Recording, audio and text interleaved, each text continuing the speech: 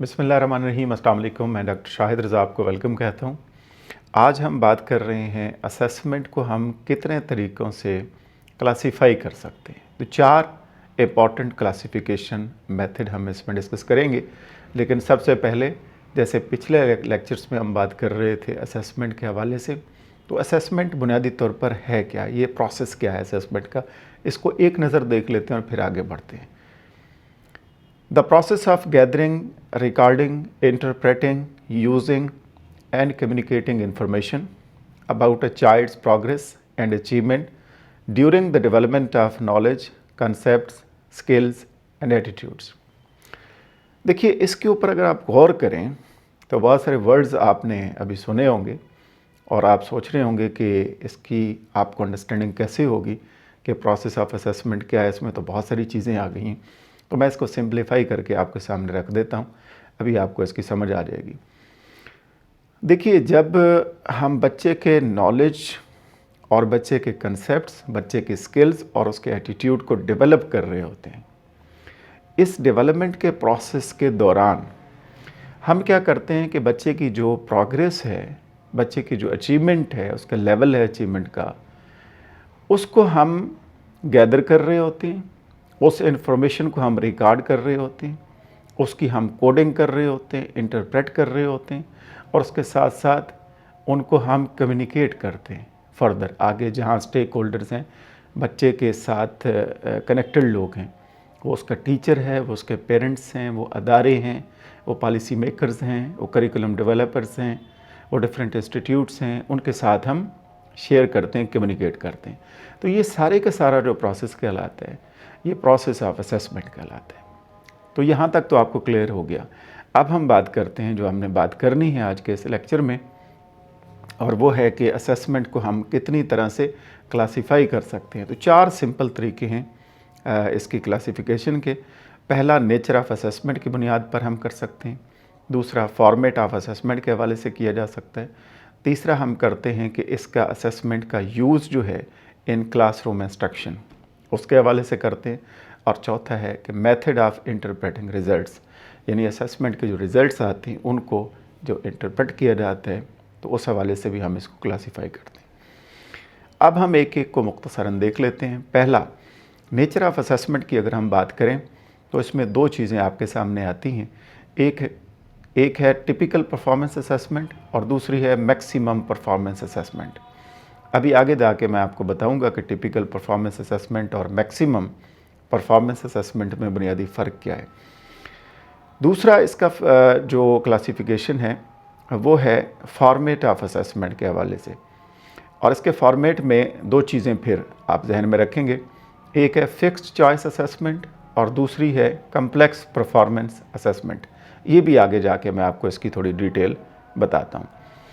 तीसरा जो इसकी क्लासिफिकेशन मेथड है जिसको हम यूज़ कर सकते हैं क्लासीफाई करने के लिए, वो है इसका यूज़ क्लासरूम इंस्ट्रक्शन के दौरान, यूजेस इन क्लासरूम इंस्ट्रक्शन। तो यहाँ पे 4 चीज़ें आती हैं। पहली आती है फॉर्मेटिव असेसमेंट, दूसरी आती है सम्मेटिव असेसमेंट, तीसरी है प्लेसमेंट असेसमेंट और चौथी आती है डायग्नोस्टिक असेसमेंट। और इसको अगर हम तरतीब से डिस्कस करें तो फिर पहले प्लेसमेंट असेसमेंट आएगी, फिर फॉर्मेटिव आएगी और फिर उसके साथ डायग्नोस्टिक असेसमेंट आएगी और आखिर में सम्मेटिव असेसमेंट आएगी।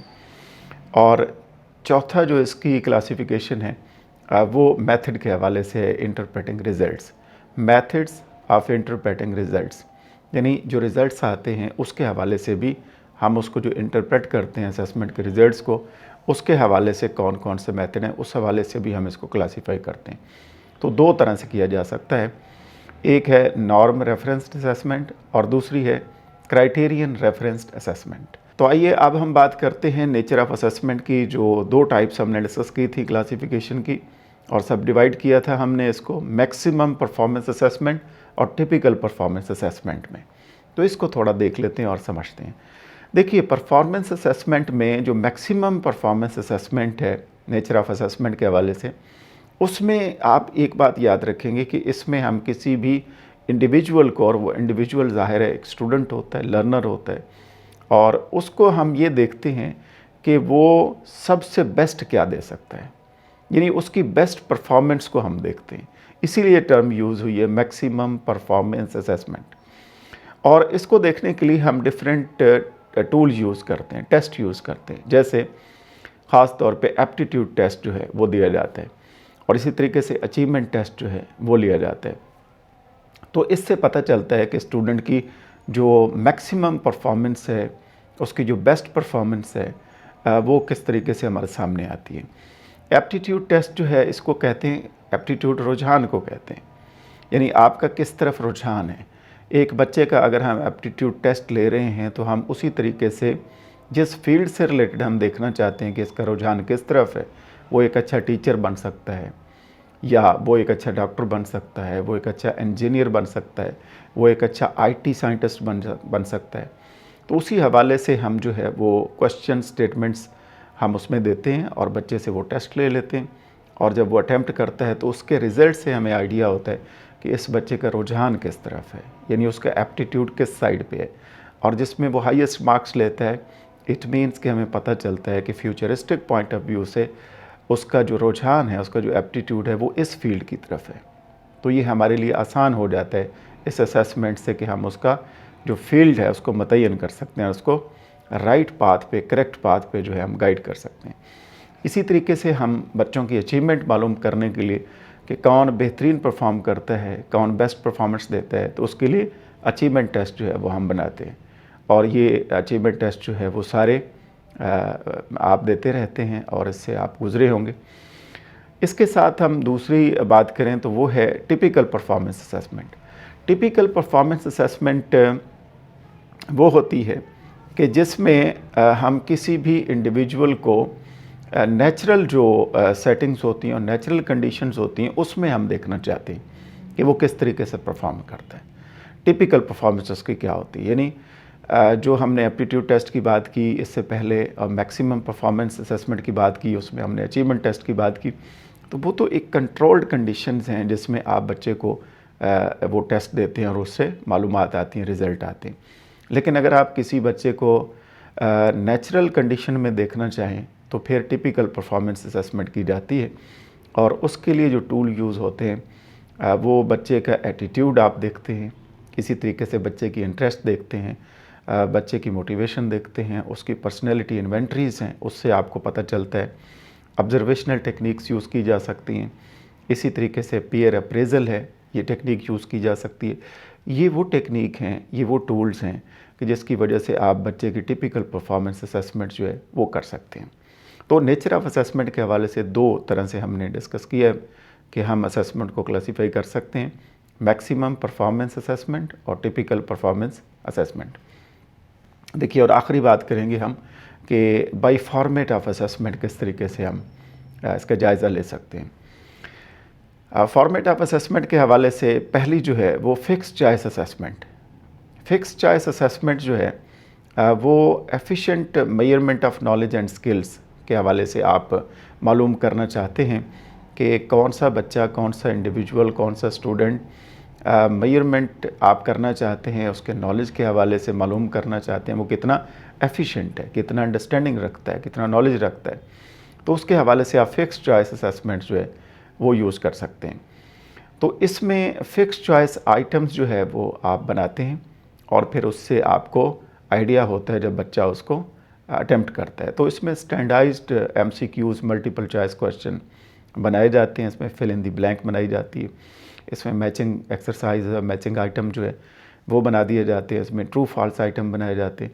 तो इस तरह के जितने भी आइटम्स हैं, ये जो फॉर्मेट हैं, ये फिक्स चॉइस असेसमेंट कहलाती है। यानी इसमें आप बच्चे के नॉलेज को मेजरमेंट करना चाहते हैं, उसको जायज़ा लेना चाहते हैं और एफिशिएंटली देखना चाहते हैं, लेकिन फ़िक्स चॉइस मेथड के ज़रिए। यानी आपने फ़िक्स कर दिया है कि बच्चा जो है इसी में से ही सिलेक्ट करेगा। यानी एमसीक्यूज़ आपने 4 ऑप्शन दे दिए हैं तो उसी में से बच्चे ने सिलेक्ट करना है, फ़िक्स है। फिल इन दी ब्लैंक है, मैचिंग आइटम एक्सरसाइजेस हैं, फ़िक्स हैं। वो ख़ुद से कुछ नहीं कर सकता, उसने जस्ट आपके दिए हुए जितने भी ऑप्शंस हैं, रिस्पॉन्स हैं, उसमें से उसने सिलेक्ट करना है। तो ये सारे कहलाते हैं फिक्स्ड चॉइस असेसमेंट। दूसरा इसमें आता है कम्प्लेक्स परफॉर्मेंस असेसमेंट। और कम्प्लेक्स परफॉर्मेंस असेसमेंट में क्या चीज़ ख़ास है वो ये है कि आप जो डिफरेंट कंटेक्स्ट्स हैं उसमें देखना चाहते हैं बच्चा जो है डिफरेंट प्रॉब्लम्स को किस तरीके से सॉल्व करता है। यानी बच्चे की अगर आप हायर ऑर्डर थिंकिंग मालूम करना चाहें, उसकी क्रिटिकल थिंकिंग मालूम करना चाहें, तो उसके लिए आप कम्प्लेक्स परफॉर्मेंस असेसमेंट जो है इसको फोकस करते हैं। और इसमें ख़ास बात ये है कि जो टूल्स यूज़ किए जा सकते हैं उसमें लेबॉर्ट्री एक्सपेरिमेंट्स हैं। यानी बच्चे को आप एक्सपेरिमेंट करने के लिए कहते हैं और बच्चा उसको परफॉर्म करता है, उस एक्सपेरिमेंट को करता है और आपको मालूम हो जाता है कि बच्चा किस तरीके से किसी भी प्रॉब्लम को, इशू को सॉल्व करता है और उसका हल निकालता है। तो ये कम्प्लेक्स परफॉर्मेंस असेसमेंट में आता है। इसी तरीके से आप बच्चे को कोई प्रोजेक्ट दे सकते हैं, वो प्रोजेक्ट को करता है और फिर आपको आइडिया होता है उसके हवाले से वो किस तरीके से हैंडल कर रहा है सिचुएशन को। इसी तरीके से अगर आपने किसी बच्चे से मज़मून लिखवाना है तो आप वो उससे पहले जो हम बात कर चुके हैं फ़िक्स चॉइस असेसमेंट में, उसमें तो आप बच्चा नहीं कर पाएगा क्योंकि आपने वो लिमिट कर दिया उसको फ़िक्स चॉइस में। यानी मल्टीपल चॉइस जितने दिए हुए हैं ऑप्शंस उसी में से करेगा और फिल इन द ब्लैंक हो गया या मैचिंग एक्सरसाइज हो गई या ट्रू फॉल्स हो गया, अपनी मर्ज़ी से वो कुछ नहीं कर सकता। तो ये चीज़ आपने देखनी है कि बच्चा मज़मून कैसे लिखता है, तो उसके लिए आपने कम्प्लेक्स परफॉर्मेंस असेसमेंट के हवाले से बात करनी होती है। तो यहाँ आप बच्चे को मज़मून देते हैं, एक टॉपिक देते हैं, उसके ऊपर बच्चा ऐसे लिखता है। यानी वो अपनी जो हायर ऑर्डर थिंकिंग स्किल्स है उसको इस्तेमाल करता है और फिर आपको अंदाज़ा होता है कि बच्चे ने किस हद तक किसी चीज़ को समझा है और किस उसकी एबिलिटीज़ क्या हैं, लिखने के तरीक़ाकार क्या है, उसके सेंटेंसेस की सिलेक्शन क्या है, उसकी वर्ड चॉइसेस क्या है, ये सारी चीज़ें आपके सामने आ जाती हैं। ये और इसके साथ साथ एक और चीज़ है ओरल प्रेजेंटेशन। तो ओरल प्रेजेंटेशन जो है इससे भी आप मालूम कर सकते हैं और ये सारी कम्प्लेक्स परफॉर्मेंस असेसमेंट में शामिल होती हैं। यानी ओपन एंडेड क्वेश्चन आप करते हैं और बच्चा उसको जवाब देता है। तो इसमें हायर ऑर्डर थिंकिंग इन्वॉल्व होती है, कम्प्लेक्स परफॉर्मेंस असेसमेंट के हवाले से और क्रिटिकल थिंकिंग्स बच्चे की इसमें इन्वॉल्व होती हैं और बच्चा जो है अपनी मर्ज़ी से लिखना चाहता है तो वो उसमें लिख पाता है और आपके सामने बच्चे का नॉलेज जो है वो खुल के सामने आ जाता है। तो ये है बाय फॉर्मेट ऑफ असेसमेंट। तो बस आज का लेक्चर यहीं पे ख़त्म करते हैं। इंशाल्लाह 2 टाइप्स इसकी रह गई हैं, वो हम एक्सप्लेन करेंगे नेक्स्ट लेक्चर में। अपना ख्याल रखिएगा। अल्लाह हाफ़िज़।